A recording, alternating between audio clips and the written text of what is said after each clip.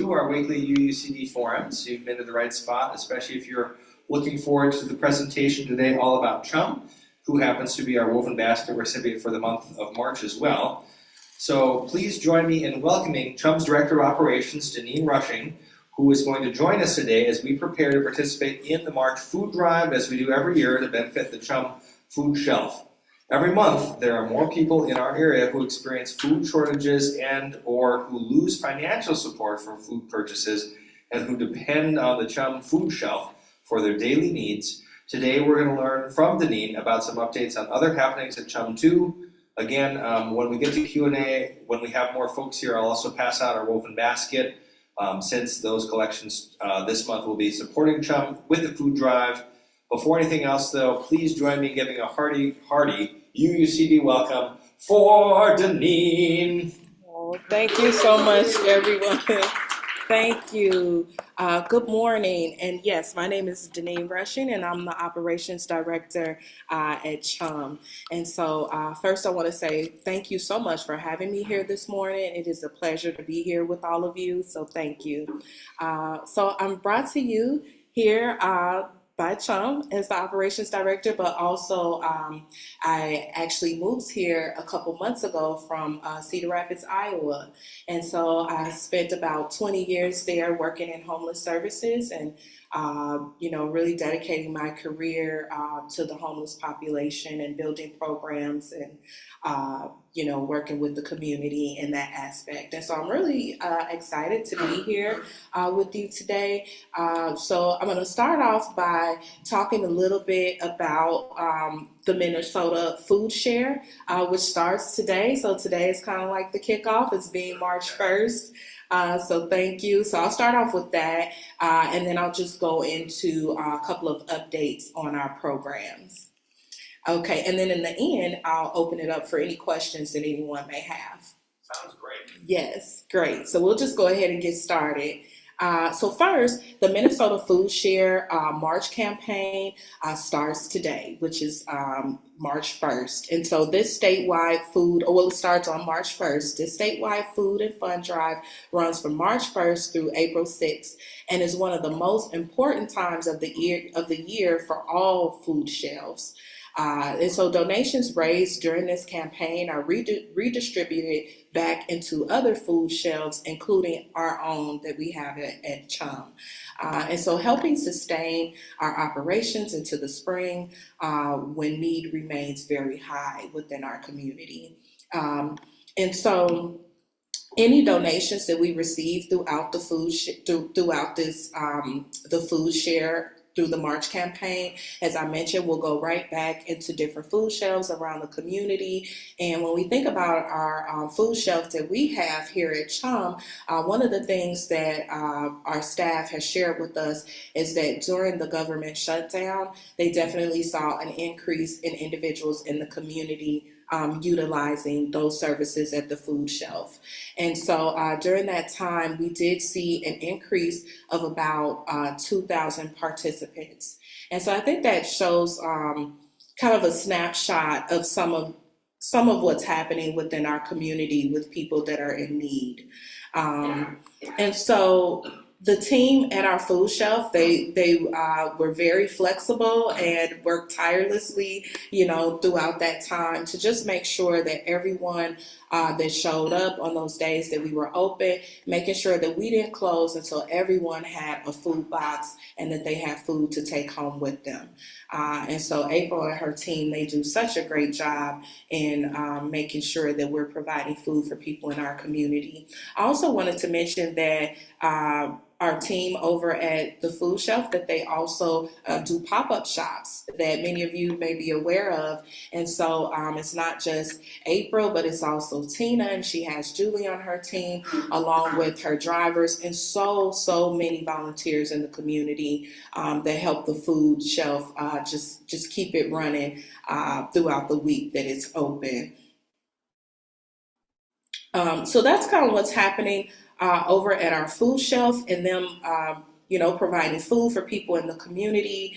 Also, as I mentioned about the March campaign that's starting on March 1st, which is today.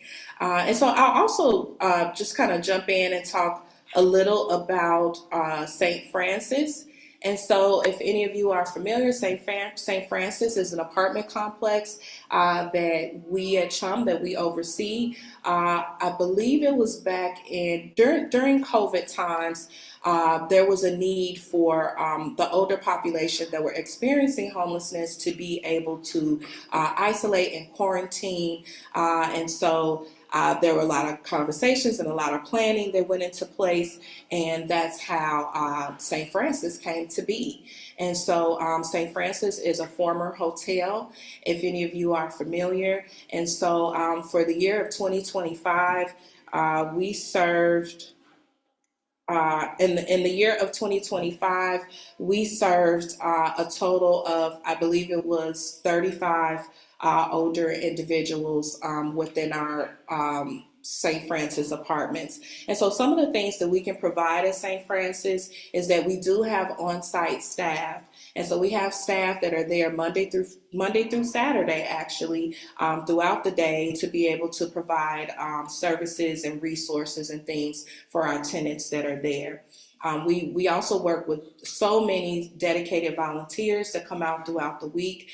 We have a very active calendar that our staff works to create and put together monthly. And so just about every day or every other day, there's some activity that's happening on the property there at St. Francis. I'll also mention that all of our population that we serve at St. Francis are 55 and older. I believe in 2025, we served a total of 15 individuals that were 65 and older.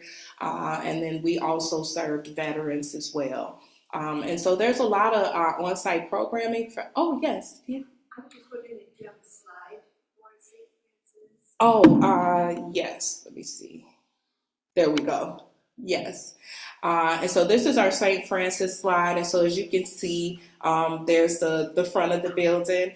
There's also a picture of some of our staff that work with us throughout the week. As you can see, they were serving a meal, and that's something that happens a lot at St. Francis. We do partner with others in the community, so sometimes it may be a restaurant, a local restaurant that we may be partnering with that's going to provide a meal. And so we plan ahead on that day. We let all of the tenants know, and that's something that we will serve. And then also as staff, we sit down and we eat with the tenants, and just, have a nice time and create that level of community within the building. And so, as I mentioned, we do have on-site one-on-one therapy, and also group therapy is being offered for individuals. And so we've partnered with the entity. We have a lady that comes out, a therapist, and she provides that for individuals. So let's say that there's someone that may be struggling, and they want someone to talk to, maybe someone outside of our staff. And so we do have that available for individuals. We also partner with a nurse who comes out, and she can also meet with individuals. Let's say someone is having some health issues, and maybe they can't get to their appointment isn't for the next couple of days when the nurse is on site. She can definitely sit down and visit with them and kind of talk them through whatever the concern may be. Along with that, we have a lot of activities where there's crafting, and we play card games and just things like that. As you see, there was a garden there at some point, and so that's something that the tenants really right now are really excited about us kind of revamping as the weather gets warmer. So that's something that we're looking forward to. But yes, that is our St. Francis apartments. Yes. I remember over the years, I have, oh, thank you. And so someone has a question. I have purchased holiday decorations for St. Francis, Yeah. and I'm wondering if you would know if they perhaps need to be refurbished or anything like that. Should I just stop by and check with them? Yes, and we always welcome if someone stops by during the day. So if you have time during the day and you do want to pop in and maybe check with us to see about any volunteer opportunities, or kind of what you mentioned is that asking about holiday decorations and just checking in to see if we need more of those and those things. So yes, you are totally welcome. You can reach out to me directly, or if you want to pop in, you're totally welcome to do that as well. Because as I mentioned, we do have staff that are there during the day. Yeah, so that would be perfect. Thank you. I could take questions about St. Francis before we move on. So is there anyone that had any additional questions for St. Francis or anyone online? Cost? Do they charge a certain amount of rent? Yeah. Or Yes, that is a great question. Thank you. So someone here asked, is there a cost for individuals to be able to live at St. Francis? And so there is a cost, but it goes off of your income. And so we partner with because the building is funded by a certain government program and grants and things like that. And so we do go off of people's income. And so there is an intake process, kind of the screening process. And so we sit down and we meet with the individual. We go over their income, and then we look at how much their rent will be.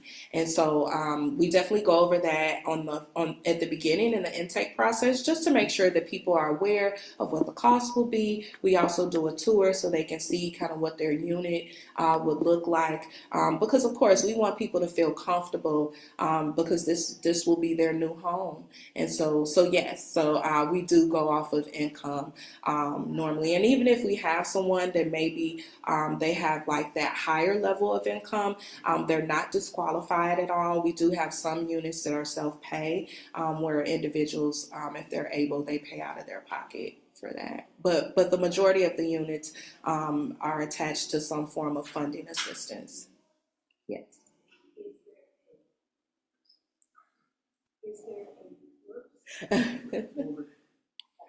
Is there a term limit for the amount of time they can stay? No, but that is a great question. So someone here asked, is there a limit of how long someone can stay at St. Francis? And so, so the answer to that is no. People can stay there, for as long as they choose. I think a lot of our tenants, when they check into St. Francis, a lot of them are looking at this to being their forever home in some ways. So some people are looking to, be able to stay at St. Francis, for as long as they can, and that definitely is what we like as well. There are times where we do have some individuals where someone's physical health may have a rapid decline, but that's why we do have staff on site so that we can pay attention to those things. And so if that is something that happens, we do provide support. So if we have someone that maybe needs to go, maybe they had a fall and they have to go to rehab for rehabilitation, that's something that we would support.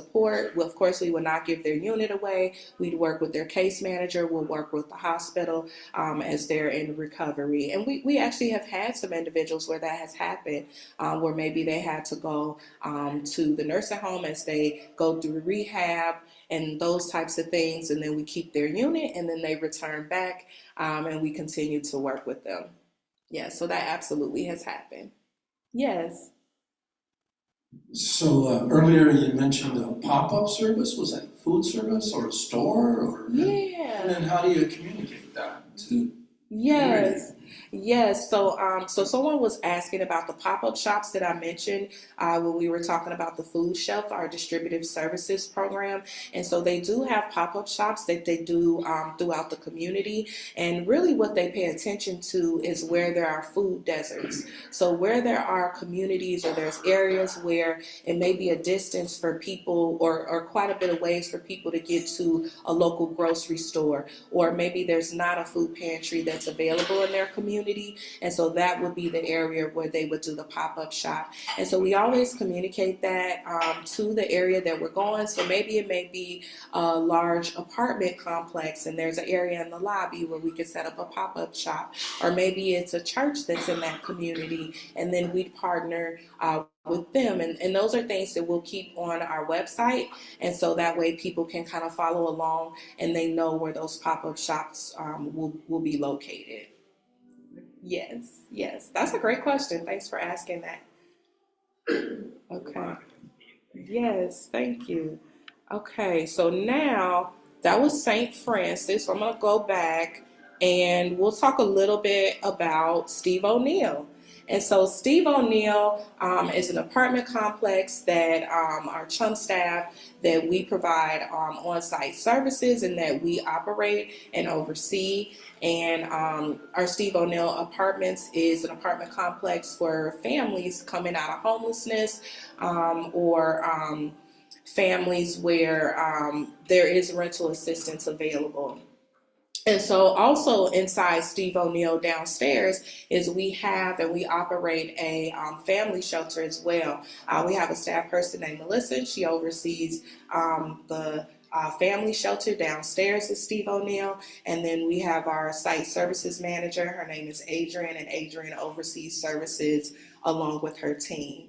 And so Steve O'Neill is very unique because not only is it an apartment complex for families, but it also provides those on-site services. It's so wonderful because in the morning there's so many kids that are in the building. As a matter of fact, I believe that in 2025 we served about 69 children in total in the building. So that's quite a bit. And so just imagine in the mornings there's so many children that are getting up and getting ready for school. The school bus stops right out in front of Steve O'Neill. So parents just have to get the kids downstairs and then they wait with them for the bus. Our staff is there, and then kids get on the bus and go off to school. And so in the afternoons, the parents are downstairs and they're waiting for the kids to get off the bus, and so is our staff, and then we welcome the kids when they return. And so that's just wonderful to be able to have that, especially for a lot of the parents who may not have vehicles and aren't able to drive their kids to school in the morning. It's very convenient that we have that where the school bus can just come right in front of the building and pick the kids up. Some of the other services that we provide, again, as I mentioned, we have on-site services. So we have multiple family coaches. We also have a case manager. And so let's say that there's a family that may be struggling through a conflict. Maybe it's a conflict between the parents, or maybe there's a conflict with another family in the building. The great thing is that we do have case managers and those family coaches, and we work with families. We work with families in trying to figure out their differences. You know, we sit down and we talk those things out with them. One of the main things that we really try to create within Steve O'Neill is that sense of community, you know, and making sure that people are working together. As I mentioned, there's a lot of kids in the building. And so what do you do when you have 69 kids in one building? You know, so we also have programming that is specific to the children as well. We have an EFCE program that is ran by Courtney and Katie, and they do a fantastic job with our younger kids that are in the building. So that would be children that are from infancy all the way until about 4 or 5 years old. And so they provide it's not necessarily a daycare. It's more of supportive kind of learning for the younger kids. I remember I had heard a story, and this had happened before I had arrived from Iowa, but they were telling me there was a young mom who was living in the building, and she was pregnant, and you know, she's kind of on her own and just a little nervous about, you know, coming home with the baby. And so she worked really hard with the EFCE program, and they got things set up and got things in place. And so when she came home with her baby, she had those on-site supports. And so she was able to, let's say if she had an appointment, she was able to take the baby downstairs to the EFCE program. And, you know, they're trained and equipped to be able to work with babies as young as infancy. And then, as I mentioned, all the way up to 4 or 5 years old. I'll also say that there are times when we do have children in the building that may have some struggles themselves. And so our team is very trained to be able to provide that support and whatever the children may need. You know, maybe we have a child that's battling with ADHD, and so there's a different kind of learning that maybe we will structure to be able to be specific for that particular child. Just whatever the child needs, we try to evaluate and make sure that we can provide that. So that's a little bit about the EFCE program. We also have a youth program that is targeted more so towards the school age kids, and that's something that we provide after school. And so right now, that particular position is actually open. So if you know anyone that you think may be good, please send them our way. But yes, we are hiring for that particular role. And that role is very unique because, as I mentioned, that position is someone that's working with more of the school age kids. So let's say kids that are from the age of maybe 5, 6, all the way up to teenage age.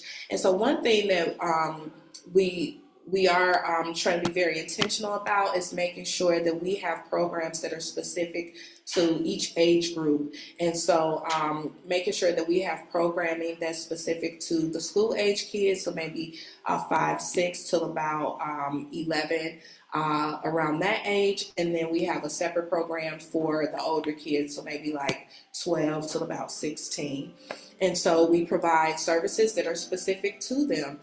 We actually just hired a new community engagement person. And so that person's role is to really go out in the community and kind of gauge what type of services are available for our families that are at Steve O'Neill, including the children, and create programming and resources. And so one thing that our new community engagement person is looking to do, his name is Stefan, he's looking to do a men's group. And so have a group where the dads in the building, they have an opportunity to kind of come together and, you know, kind of strengthen those bonds that they have within the building, and also for them to talk about some of the things that they may be kind of struggling with or battling with, and for them to create, like I said, that sense of community and support. Because right now, Adrian does a group for the women, which is very, very successful. And so we saw how successful that was. Also, I'll say, in sitting down and talking with some of the tenants at Steve O'Neill, the dads have expressed wanting that opportunity to have a men's group. So we're really, really excited about that. We've also kind of threw around some ideas about what are we planning for the summer for the kids. We have to make sure that we plan ahead and we have programming and, plans of fun activities and things that they'll be doing.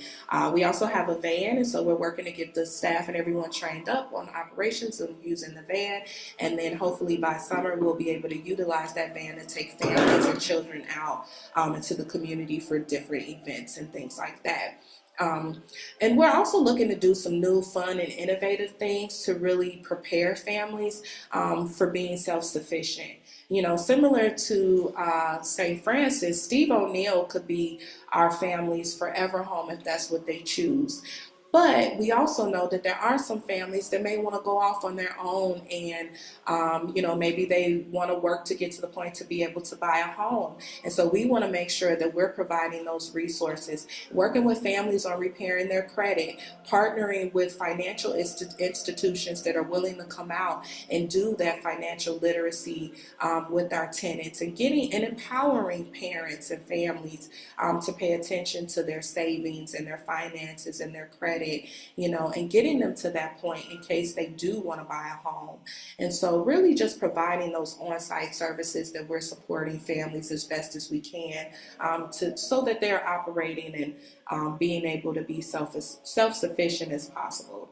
I'll also mention for Christmas, we had a great celebration with the families and the children. I also mentioned that Steve O'Neill was named after a gentleman in the community by the name of Steve O'Neill. Some of you may be familiar. I'll also mention that his family is still very involved with the Steve O'Neill Apartments. And so during the Christmas season, they really work hard to give back to the families and provide gifts and just that, sense of community and support and all the things that Steve O'Neill himself stood for. So we're really grateful to have them involved as well. And so if there's any questions about the Steve O'Neill Apartments, yes. How many units are there? Yes. How many units? There are a total of, I believe there's 36 units in total. Yes, at Steve O'Neill. Yes. The pregnant woman whom you mentioned after she had the baby or even before, would that van have been used to take her to appointments? Yeah, so the van, I don't know if they had the van at that time, but yes, the van could be used for that. And I should have mentioned that when I was going over St. Francis. We also have a van for St. Francis. And so the St. Francis van it was purchased a little bit ago. And so it's already up and being used. And so throughout the week, we do have staff that will take our tenants out. Let's say someone has a doctor's appointment, and so we'll work with them to schedule that, and then we'll make sure that the van is gassed up and warm and ready to go, and then our staff will transport that particular tenant to their appointment. Let's say that someone needs to go to the grocery store. We have grocery store runs, and I have to say that trips to Walmart are a favorite for a lot of tenants, and so so we do have that available for individuals at St. Francis throughout the week, where they get rides to their different appointments, get rides to the pharmacy to pick up their medications and all those things. And so thinking about individuals that are coming out of homelessness, at a lot of times you do need that extra support to help you maintain and gain that level of stability. And so that's what we're doing with tenants at both St. Francis and Steve O'Neill, making sure that we are paying attention and we're identifying struggles that individuals may have. And of course, doing our jobs without judgment and making sure that we're providing the skills and the tools for people to be able to be self-sufficient. And so that's our goal at both St. Francis and Steve O'Neill. Do you have a wait list for either or both of those sites? Yes, that is a great question. So when people go through the intake process, we definitely let because there's something that's called coordinated intake that happens within the community, and so it's really just a system that works within within services and the services that we provide along with other providers. And so there's a meeting that happens weekly. And so at that meeting, we talk about individuals that are experiencing homelessness, that are at the point to be able to look for housing. Their names come up on a list. And then those of us that have apartment complexes and have openings are able to kind of collaborate and work with them to get people in. So there is a process in getting people in. We don't necessarily have a waiting list, but we may have a very short list of individuals that will soon be getting into one of those apartments when they do become available. Yes. Yes, thank you. Well, I guess I want to thank you for coming to Duluth and choosing Duluth as a place to live. Oh, I worked for years trying to get my wife to come here, and see, this isn't really anything to do with it. That might be because I took her ice fishing. Anyway, I'd be curious to know what your your impressions are of the social service needs that there are in Duluth. Yeah. And how they are as compared to Iowa. And then what did prompt you to come to what was it about Duluth that made I'm always a promoter if I sit here, so I think. Yes. Well, thank you. Yes. Thank you for that question. So I'll start off by what brought me here. So as I mentioned, I worked about 20 years in homeless services in Cedar Rapids, Iowa. And so during that time, one of the main places where I did work was Willis Daily Homeless Services. And throughout the years, I've worked with a lot of individuals in the community.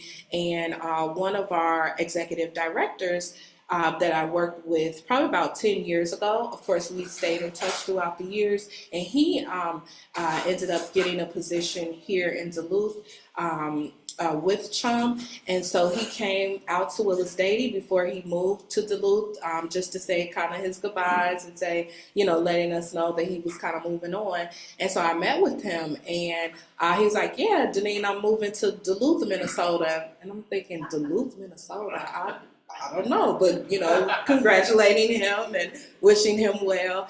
And a couple months later, he reached out because they were looking for an operations director, and he thought that I would be a good fit. But he was thinking that I was not interested in relocating, but I was definitely open to it. I was interested. And so I started doing my research on Chum, also doing a little research about the community. And I decided that this was going to be my family and I's new home. One of the things that really motivated me is just the passion that people have within this community on trying to do better as far as when it comes to the homeless population and what can be done.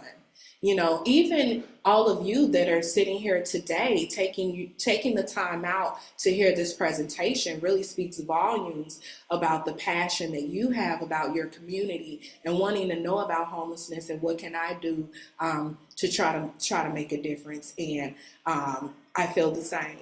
And so that passion there is what brought me here, and what keeps me here too. And not to mention, even though it's the winter and it is very cold, that has been a challenge, but it is well worth it in the summer. Because when I got here, it was August, and Duluth is absolutely beautiful. So, yeah, so that's... Yes, I would. Denine, you're not old enough to work 20 years. Oh, no, I'm up there. But thank you. Yeah, so that's our Steve O'Neill apartments. Those are some of the things that we provide. And like I said, as the warmer months come about, we're going to do some really fun things with the kids and the families in the building. So we're really looking forward to that on some new things that we'll be providing. Were there any other questions on Steve O'Neill before we go on to the next program?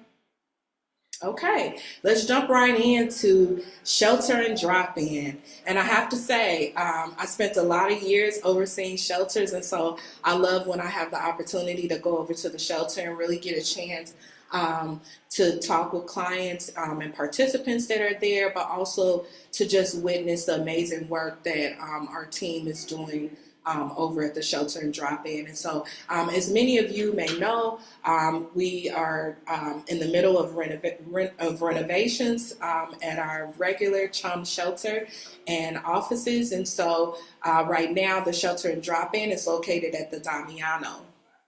And so we are located on the 3rd floor. That is where our shelter operates. And so in setting up the shelter space upstairs in Damiano, we made sure that there were enough space to be able to provide services for all individuals in need. And so we could shelter a total of 122 individuals in this space.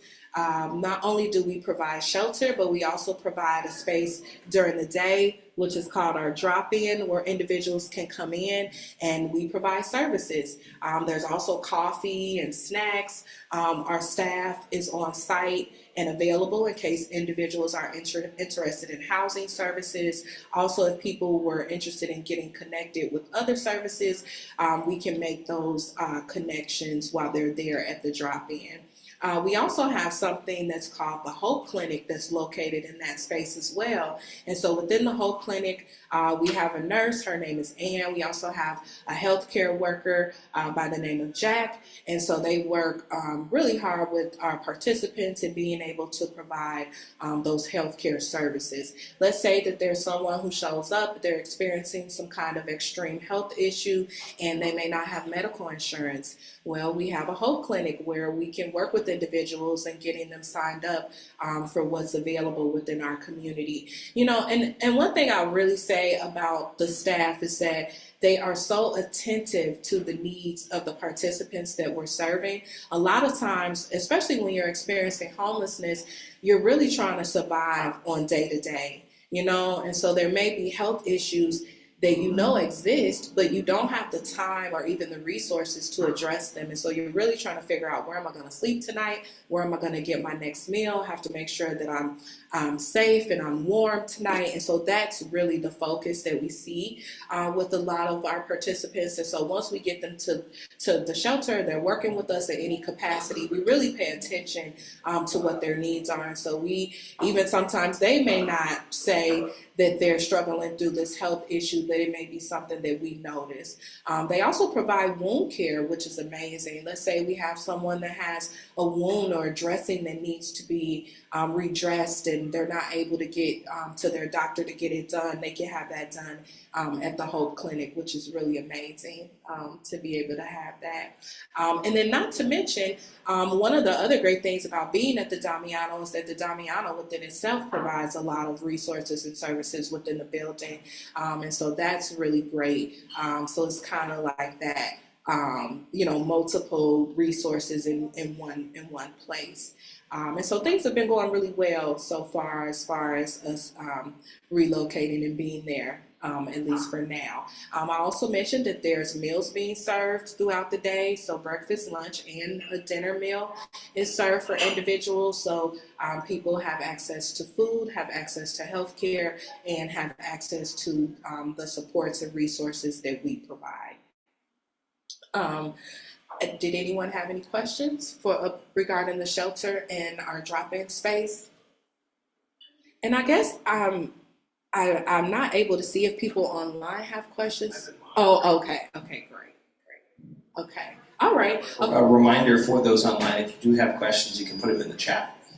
Okay, all right. Well, we will move on to the next. Okay, so we'll talk a little bit about our outreach. And if you can see any of the photos, there's Deb there. I know many of you may be familiar with her. Deb is one of our outreach workers that has worked with Chum for many, many years.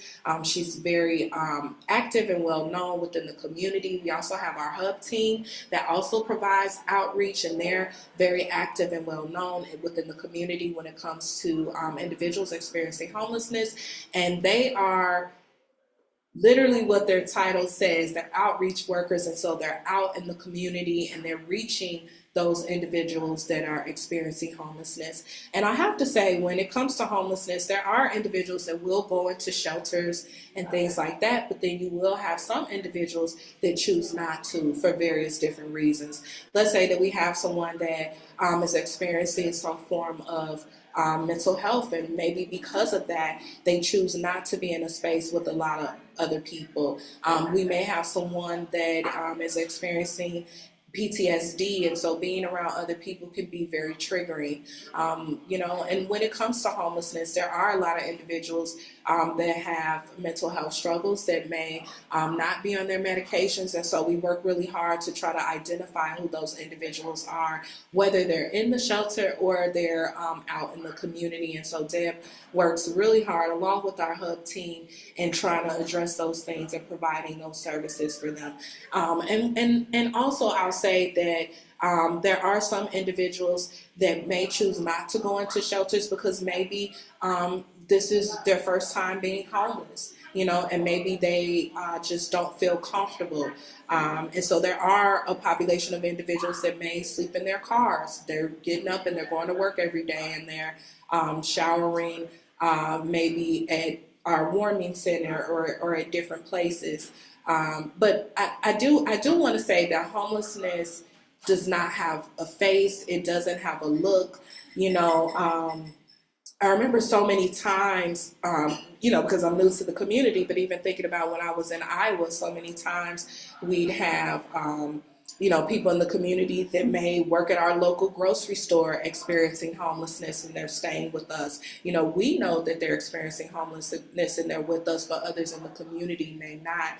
And so just saying that homelessness does not have a face or a look, it could be any of us, you know, just falling on hard times. It could be something as simple as, you know, being laid off from your job. I think statistically it says a lot of people in our communities are 1 to 2 paychecks away from becoming homeless. And so one health issue, you know, we have a guy that Deb actually has a video, and I wish I had it here with me, but I don't. But in the video, the gentleman talks about falling on hard times. His mom passed away, and they lost the family home and foreclosure. And so just those two things really impacted his life so severely that he ended up becoming homeless. You know, and it can be the same if someone has a back injury and then they lose their job. And so you're trying to work with insurance and you still got to be able to pay the mortgage and just all those things. And so, you know, like I said, homelessness just doesn't have a particular face or look. It could be anyone in the community. So that's really what our outreach team does. They really focus on the individuals that are outside, so sleeping outside, individuals that are sleeping in their cars. And so they spend their days working with them, being in contact with them, seeing what resources and services they need, because our goal is to always work to try to get individuals stabilized. And so maybe they need medical insurance, maybe they need to get into a shelter, maybe they choose not to go into the shelter, but they want to work with us to get housed. So whatever that may be, our outreach team works really hard to get them there. And then I'm going to talk a little bit about, because I know we're getting pressed for time, I'll talk a little bit about Safe Bay and the Warming Center, and then I'll open up for questions before we end. So Safe Bay, well, maybe I should start with the Warming Center, just because that's what's open right now. So our Warming Center is ran by Drew, who is our site manager for the Warming Center and Safe Bay. So Warming Center is a shelter space that is located, there's the address there, 2014 West 3rd Street. And so we operate from 6 p.m. to 8 a.m. Every day of the week. And so we open on November 1st and we'll operate all the way until the last day of April. The whole point of the Warming Center is that it's created to be able to provide an alternative space for individuals during the extreme cold winter months. And so let's say that the shelter is full. What happens to those other individuals, you know, that need to be warm and safe throughout the night? And so that's really why the Warming Center was created and formed. And so right now we're seeing about an average of 89 individuals per night. And that is a pretty high number. Not to mention the amount of individuals that we're seeing nightly at the main shelter. And so these are two separate locations, and those numbers are pretty high. But yes, we're serving about 89 individuals nightly. Also, I'll say that on site there are services that we provide. I know that Ann from the Hope Clinic and also Jack, our community outreach healthcare worker, they go out to the Warming Center and they provide on-site services. We also have some of the outreach staff from the Hub team goes out to the Warming Center, as well as Deb goes out to the Warming Center as well. Just making sure that we're able to touch those individuals that are at the Warming Center, and we provide those same resources and services to them as well, even though they operate different hours than normal. And so our staff, they make it a point to change their hours to be able to fit the need of our participants. So some of those same on-site services as far as housing and healthcare and those things are still being provided. Not as often as maybe at our main shelter or the other sites because of the times that it operates, but it's still available. And Drew has done an excellent job in making those collaborations. He's collaborated with the DTA, and so the DTA provides shuttles throughout the evening to get individuals directly to the warming center at no cost to them. And then also there's shuttles again in the morning that will pick them up, and those shuttles can take them out to the Damiano where they can get resources, where they can spend the day in our drop-in center and be warm, and also access meals, and then also Union Gospel Mission, and then also the transit center. And so making sure that individuals have a way to get back, to the downtown area where the services are being provided. And so as you see, there's a lot of planning and things that go into making sure that we can fit the need of what our participants have. Yes. Someone has a I question. actually think, unfortunately, with time, we have about 2 more minutes. So do you Oh, want to okay. do Safe Bay first, and then we'll do questions? Yes. Awesome, thank you. Okay, so just for the sake of time, I'm going to run into Safe Bay real quick. So now Safe Bay is what opens after the warming center closes. So the warming center will close the last day of April, and then the very next day, the Safe Bay will open. And so Safe Bay is a little different because Safe Bay is where we partner with the church, and then there is a space, the parking lot, for individuals that have vehicles to be able to safely park and sleep in their vehicles throughout the warmer months. And so there may be some individuals who decide to camp out, and then there may be some individuals that are continuing to live in their cars. And so that's us again, keeping kind of our ear to what's happening in the community. And so we knew that this was a need, and so that was something that we partnered with a church with so that we could provide. And so in 2025, as you can see, these are our different metrics. There were 56 different volunteers, 945 volunteered hours, 164 individuals served, and it says 17 people housed. And so since Safe Bay has closed, an additional 3 individuals have gotten housed. So now it's a total of 20 individuals coming out of Safe Bay last season are now stably housed. Which is really, really amazing. And so we're hoping to do the same in the next coming seasons. And so I definitely want to open up for any questions that anyone may have. Yes, okay, yeah. So what we'll actually do, since this clock is actually a little bit behind, is between the 10 minutes now and the service starting, Denine, if you're all right to just generously be available, anyone is welcome to come up here. I am, before people are going to leave, pass out. If you aren't going to go to the service, our woven basket, since Chum is our woven basket recipient for the month of March, so feel free to give and give generously today or throughout the month as you see it at the service. And then the last announcement I'll say before we just give a huge round of applause for you, Denine, is that next week we have the Minnesota Prison Doula Project with Natalie Baker. So if you're curious about what that might be upon hearing what is a prison doula, please come back, and we'd love to have you here for our next week's forum. But before anything else, I know I speak on behalf of the whole congregation, Denine, the services that you're providing our community, the way you showed up with grace and just such expertise today, we learned so much. So thank you for your time. Let's give a big round of applause. Thank you, everybody. Thank you.